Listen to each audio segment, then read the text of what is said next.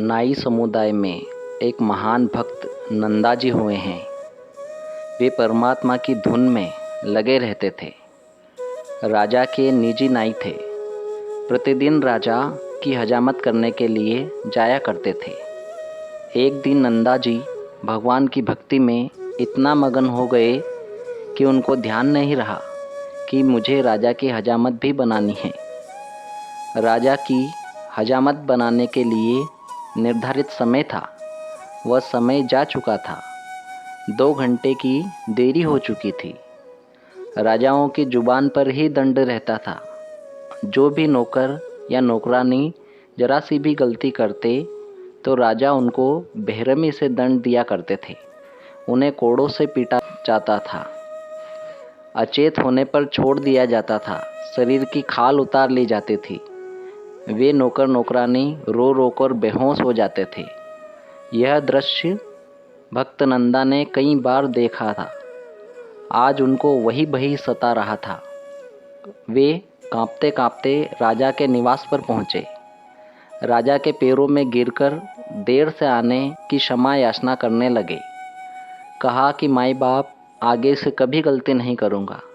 भक्त ने देखा कि राजा की दाढ़ी बनाई हुई थी, सिर पर मालिश भी करी हुई थी। भक्त सेन को समझने में देर नहीं लगी कि राजा जी ने किसी दूसरे नाई से हजामत और मालिश करवाई है। राजा ने पूछा कि हे हजाम, आप यह क्या कर रहे हो? आप पागल हो गए हो क्या? भक्त नंदा जी ने कहा, महाराज, आज मुझे ध्यान ही नहीं रहा। मैं भूल गया।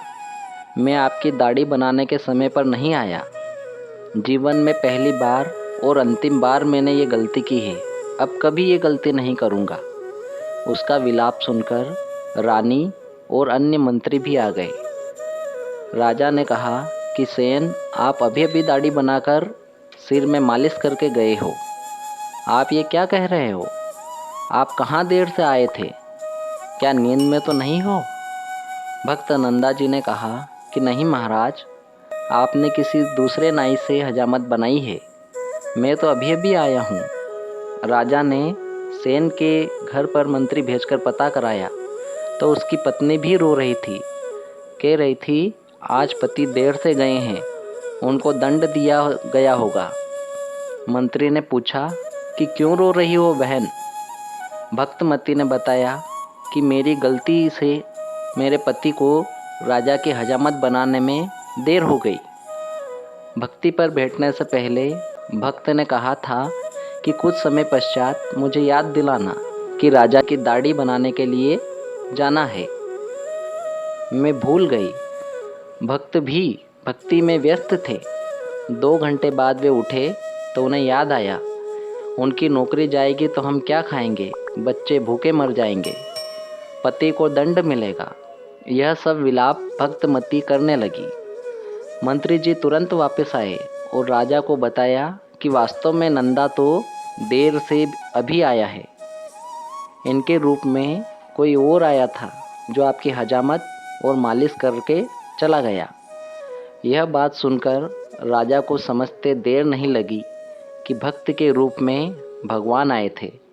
राजा सिंहासन से नीचे आया और भक्त सेन जी को गले लगाया और कहा कि भक्त, मैं आपको आज से सेवा के लिए मुक्त करता हूँ। जब भक्त पूरी लगन से परमात्मा की भक्ति का कार्य करता है तो परमात्मा भी भक्त के हर कार्य के प्रति जवाबदार रहते हैं।